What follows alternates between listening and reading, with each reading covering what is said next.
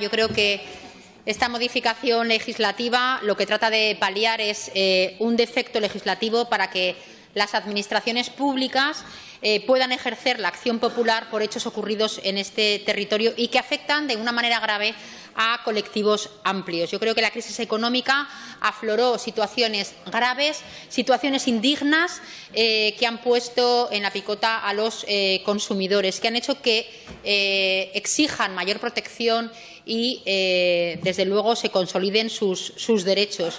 Y estos hechos graves nos hacen ser todavía más exigentes, si cabe, más exigentes como consumidores, porque al final todos somos consumidores, y más exigentes como legisladores.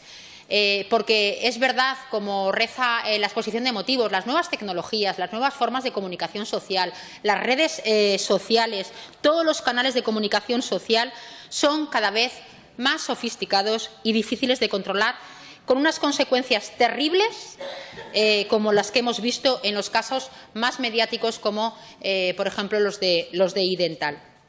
Y por eso las administraciones públicas estamos obligadas más que nunca a proteger los derechos de los consumidores y, sobre todo, proteger a los más vulnerables, poniendo mecanismos de defensa y de protección. Y para ello se debe facilitar a las administraciones públicas competentes en la materia de consumo, mediante el ejercicio de la acción penal, que puedan concurrir, que puedan ejercer la acción popular en un procedimiento judicial. Creo que es una modificación pequeña, pero con un gran efecto, y por eso vamos a votar a favor de esta modificación legislativa que ha traído el Partido Popular. Gracias. Gracias, señora Ayue. Grupo Parlamentario.